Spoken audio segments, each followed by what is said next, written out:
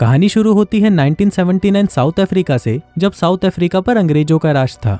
ये वो समय था जब अफ्रीका के लोगों के साथ उनके रंग को लेकर भेदभाव किया जाता था और उन्हें हर कामों में पीछे रखा जाता था। फिर जब ये भेदभाव कुछ ज्यादा ही बढ़ने लगे तो अफ्रीका के लोग सड़कों पर उतर आए और अपने हक और फ्रीडम के लिए लड़ने लगे। अब क्योंकि अंग्रेज सरकार ऐसा नहीं चाहती थी, इसलिए उन्होंने कई लोगों को गोली मार दी और कईयों को जेल में डाल दिया। यहाँ तक कि उन्होंने औरतों और बच्चों को भी नहीं छोड़ा। वहीं दूसरी तरफ गोरे लोग थे जो अपनी जिंदगी आराम से बिता रहे थे और उन्हें किसी भी चीज की कोई प्रॉब्लम नहीं थी। लेकिन इसके साथ ही कुछ गोरे लोग ऐसे भी थे जो कि जानते थे कि काले लोगों के साथ अत्याचार हो रहा है, इसलिए उन्होंने उनके हक के लिए लड़ने का फैसला किया। उन्हीं में से ऐसे दो आदमी थे, टिम और स्टीफन। ये दोनों ANC के साथ मिलकर काम करते थे, जिसका मकसद था अफ्रीका को एक डेमोक्रेटिक कंट्री बनाना जहाँ पर सभी लोगों को एक जैसा माना जाए। ये दोनों शहर के कई जगहों पर बॉम्ब रखते थे, लेकिन जब वो बॉम्ब फटते थे तो उनमें से पैम्पलेट्स निकलते जिनमें उन लोगों के साथ हो रहे भेदभाव के खिलाफ आवाज उठाने के लिए उनको मोटिवेट किया जाता। लेकिन बदकिस्मती से वो दोनों पकड़े जाते हैं और उन पर मुकदमा चलाया जाता है, जिसमें टिम को 12 साल की जेल होती है और स्टीफन को 8 साल की। वहीं कोर्ट में स्टीफन भागने की भी कोशिश करता है, लेकिन इससे कोई फायदा नहीं होता। अब उन दोनों को प्रेटोरिया नाम की एक जेल में भेज दिया जाता है, जो कि गोरे लोगों की जेल थी और उनके कायदे कानून बहुत ही सख्त थे। वहीं पहले ही दिन उन दोनों को बता दिया जाता है कि तुम दोनों ने अपने देश के साथ गद्दारी की है, इसलिए अब जिंदगी भर यहीं सड़ते रहो। इसके बाद उनको उनके सेल की तरफ ले जाया जाता है, जिस दौरान बीच में कई तरह के दरवाजे थे जो कि अलग अलग चाबियों से खुलते थे। वहीं टिम उन दरवाजों को ध्यान से देखता जा रहा था, क्योंकि वो जिंदगी भर यहाँ पर तो रहने वाला नहीं था। अब उन दोनों को उनके सेल में बंद कर दिया जाता है, जो कि एक दूसरे के पास में ही थे और वो दोनों वहाँ दीवार पर नॉक करके एक दूसरे से कम्युनिकेट कर सकते थे। फिर अगले दिन टिम की मुलाकात डेनिस नाम के एक आदमी से होती है, जो कि इस जेल में उम्र कैद की सजा काट रहा था। टिम की तरह डेनिस ने भी एक बार रंग भेद के खिलाफ आवाज उठाने की कोशिश की थी और अब वो यहाँ पर है। फिर डेनिस टिम को बताता है कि हम यहाँ पर ब्लू शर्ट वाले कैदियों के साथ नहीं बैठते, क्योंकि वो लोग खूनी और रेपिस्ट हैं। हम यहाँ पर ग्रे शर्ट वाले हैं, जो यहाँ पर किसी दूसरे जुर्म की वजह से आए हैं।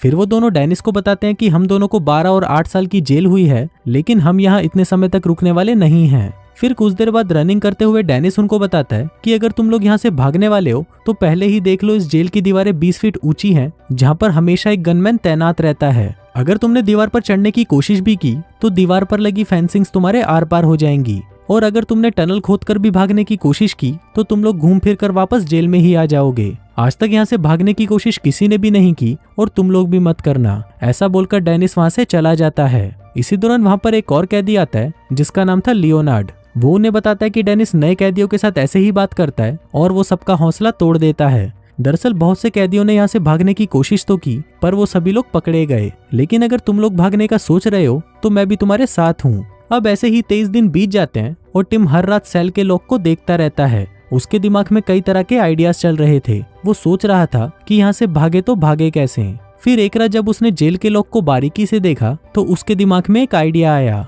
फिर अगले दिन वो अपने साथियों को बताता है कि हम लकड़ी की चाबियां बना सकते हैं और यहाँ से भाग सकते हैं। लेकिन इस पर लियोनार्ड कहता है कि लकड़ी की चाबी टूट सकती है, ऊपर से चाबियां बनाने के लिए हमें लकड़ी की भी जरूरत पड़ेगी। टिम कहता है कि लकड़ी तो हमें वर्कशॉप से भी मिल सकती है और अब हम यही करेंगे। फिर जब सभी कैदी खाना खा रहे होते हैं तो लियोनार्ड चुपके से अपनी थाली को नीचे गिरा देता है, जिसकी आवाज सुनकर एक गार्ड उसके पास आता है और उसे डांटने लगता है। इसी दौरान टिम को भी चाबियां देखने का मौका मिल जाता है और वो उसे अच्छे से देखने लगता है। अब टिम को जहाँ पर भी चाबियां देखने का मौका मिलता वो उन्हें अच्छे से देखने लगता, ताकि वो सेम उसके जैसी चाबियां बना सके। इसके साथ ही उसने चाबियां बनाने का काम भी शुरू कर दिया था। वो चुपके से वर्कशॉप से लकड़ियों के टुकड़े अपने सेल में लेके जाता और उनसे पूरी रात जागकर चाबियां बनाता। हालांकि वर्कशॉप से लकड़ी चुराने का काम इतना आसान नहीं था, लेकिन फिर भी वो उस काम को अंजाम देते। अब टिम ने अपने सेल के लॉक की चाबी बना ली थी और वो अच्छे से काम भी कर रही थी। अब ये देखकर टिम बहुत खुश होता है, लेकिन उसकी ये खुशी ज्यादा देर तक नहीं रहती, क्योंकि अगला दरवाजा लोहे का था जो 3 इंच मोटा था। अब उस दरवाजे की चाबी बनाना तो मुश्किल था, लेकिन टिम ने ये भी कर दिखाया और बस अब बारी थी उस चाबी को टेस्ट करने की। फिर उसी रात लियोनार्ड दरवाजे पर पहरा दे रहा था और टिम उस लॉक को खोलने की कोशिश कर रहा था। अब वो उस दरवाजे के लॉक को खोल लेता है, लेकिन जब टिम उस चाबी को बाहर निकालता है तो वो टूटकर उस दरवाजे के अंदर ही फंस जाती है। तभी लियोनार्ड भी इशारा करता है कि वहाँ पर कोई आ रहा है, लेकिन अब टिम उस चाबी को ऐसे ही अंदर नहीं छोड़ सकता था, क्योंकि अगर वो ऐसा करता तो उसकी पोल खुल जाती। अब वो उस लॉक को बंद तो नहीं कर सका, लेकिन उसने उसमें से चाबी बाहर निकाल ली। अब वो लोग बहुत डरे हुए थे, क्योंकि गेट का लॉक खुला हुआ था। फिर जब गार्ड दरवाजों को बंद करने आता है तो वो देखता है कि एक दरवाजे का लॉक पहले से ही खुला हुआ है। ऐसा पहले कभी नहीं हुआ था, क्योंकि दरवाजे की चाबियां सिर्फ उसी के पास होती हैं। अब ये देखकर गार्ड को थोड़ा शक तो जरूर हुआ, लेकिन उसने ध्यान नहीं दिया। अब ऐसे ही 142 दिन बीत जाते हैं, लेकिन उन्हें कोई रास्ता समझ नहीं आ रहा था, क्योंकि उन्होंने उस दरवाजे की चाबी तो बना ली थी, लेकिन उस दरवाजे को सिर्फ बाहर से ही खोला जा सकता था। तभी लियोनार्ड कहता है कि मेरे पास एक धागा पड़ा है जिसकी मदद से हम चाबी को उस लॉक तक पहुंचा सकते हैं। लेकिन इस पर टिम कहता है कि इसका कोई फायदा नहीं, क्योंकि लॉक तभी खुलेगा जब हम चाबी को उसमें घुमा सकें, लेकिन धागे की मदद से हम चाबी को नहीं घुमा सकते। अब उनको जो भी करना था वो सेल की खिड़की से ही करना था, क्योंकि वो सेल बाहर से ही खुलता था। इसी दौरान वहाँ पर गार्ड आ जाता है और उनकी बातें सुन लेता है। उसे थोड़ा शक होता है और वो उनसे पूछता है कि तुम लोग क्या बातें कर रहे हो। वो कहते हैं कि हम तो सिर्फ अपना काम कर रहे हैं, जो सुनकर गार्ड वहाँ से चला जाता है। तभी झाड़ू की स्टिक को देखकर स्टीफन को एक आइडिया आता है। वो उस स्टिक की मदद से सेल के गेट को खोल तो सकते थे, लेकिन एक प्रॉब्लम ये भी थी कि वो स्टिक लॉक तक नहीं पहुंच रही थी। लेकिन टिम इसका भी सॉल्यूशन ढूंढ लेता है। वो स्क्रू की मदद से एक लकड़ी का टुकड़ा उस स्टिक पर लगा देता है, जिससे वो स्टिक लॉक तक पहुंच जाएगी और उसे घुमाया भी जा सकेगा। अब टिम ने वो स्टिक तैयार तो कर ली थी, लेकिन अब बारी थी उसको आजमाने की। फिर काफी कोशिशों के बाद वो उस लॉक को खोल तो लेता है, लेकिन इसी दौरान उससे वो चाबी नीचे गिर जाती है। अब ये बहुत रिस्की था, क्योंकि अगली सुबह गार्ड्स उस चाबी को जरूर देख लेंगे, इसलिए टिम को कैसे भी उस चाबी को वहां से उठाना था। इसलिए टिम इस्तेमाल करता है च्युइंगम का। वो उसे चबाकर लकड़ी पर लगा देता है और उससे वो चाबी को उठाने की कोशिश करता है।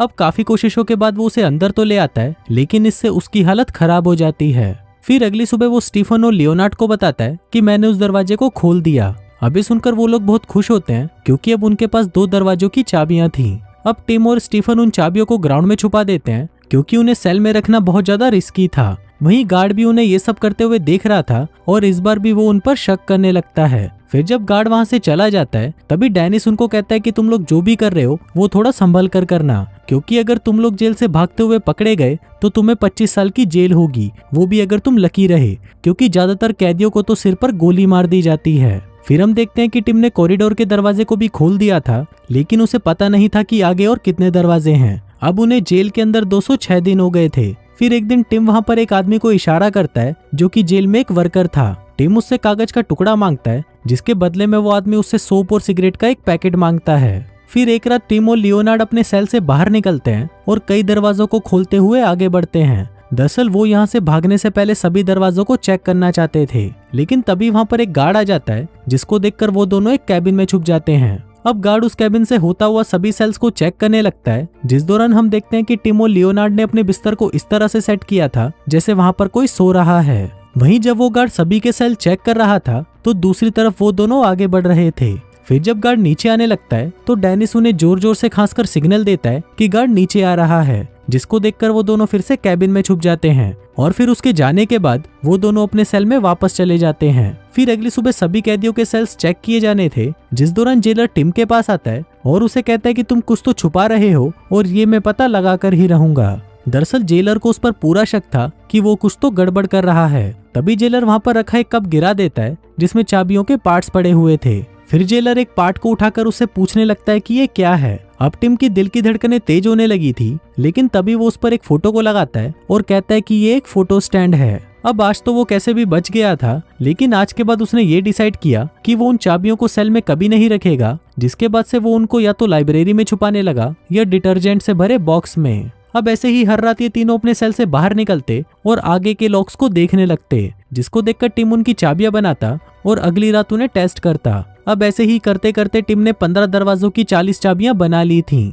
फिर एक दिन टिम सभी से कहता है कि मैंने सभी लॉक्स की चाबियां बना ली हैं, इसलिए तुम लोग भी हमारे साथ ही भाग चलो। लेकिन इस पर डेनिस कहता है कि नहीं, हम तुम्हारे साथ नहीं जाएंगे। हम यहाँ से भागेंगे तो नहीं, लेकिन हम तुम्हारी मदद जरूर कर सकते हैं। फिर अगले दिन टिम के सेल को फिर से चेक किया जाता है, लेकिन उन्हें वहाँ पर कुछ नहीं मिलता। वहीं टिम एक लकड़ी की मदद से उस पेपर को स्टीफन के सेल में पहुंचा देता है, जिस पेपर को उसने उस वर्कर से लिया था। दरअसल उस पेपर में इस जेल का पूरा मैप बना हुआ था, जिसकी मदद से वो ये पता लगा सकते थे कि उन्हें कहां से निकलना है। फिर उसी रात सबसे पहले टिम अपने सेल के दरवाजे खोलता है, जिसके बाद वो स्टीफन और लियोनार्ड को भी खोल देता है। ये तीनों अपने साथ कुछ कपड़े भी ले लेते हैं, जिन्हें वो जेल के बाहर पहन सकते थे। अब ये तीनों एक एक दरवाजे को खोलते हुए आगे बढ़ रहे थे, लेकिन कुछ ही देर बाद वहाँ पर गार्ड भी आ जाता है और वो उसी कैबिन की तरफ बढ़ने लगता है जहाँ पर वो तीनों छुपे हुए थे। लेकिन तभी डेनिस अपने सेल के लाइट लैंप को तोड़ देता है, जिसकी वजह से सभी सेल्स की लाइट चली जाती है। अब प्लान के मुताबिक सभी कैदी उस गार्ड को आवाज लगाने लगते हैं कि उनके सेल की लाइट को ठीक कर दिया जाए ताकि टिम और बाकी दोनों को वहां से भागने का टाइम मिल सके।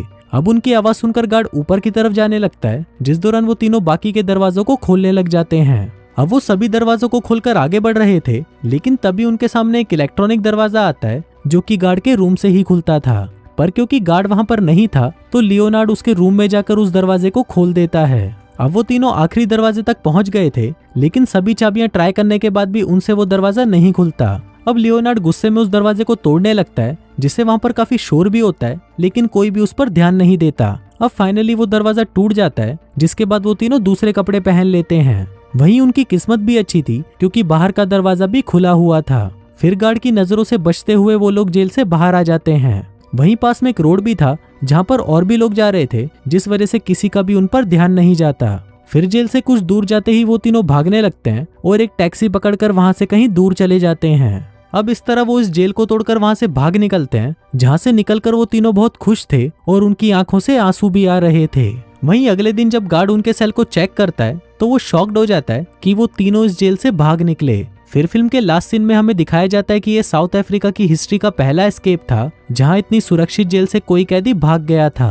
फिर हमें बताया जाता है कि ये तीनों बॉर्डर क्रॉस करके लंदन पहुंच जाते हैं और वहां फिर से ANC को ज्वाइन कर लेते हैं, जहां उनका रंगभेद को लेकर फिर से आंदोलन शुरू हो जाता है। और कुछ इसी तरह से ये कहानी यहीं खत्म हो जाती है।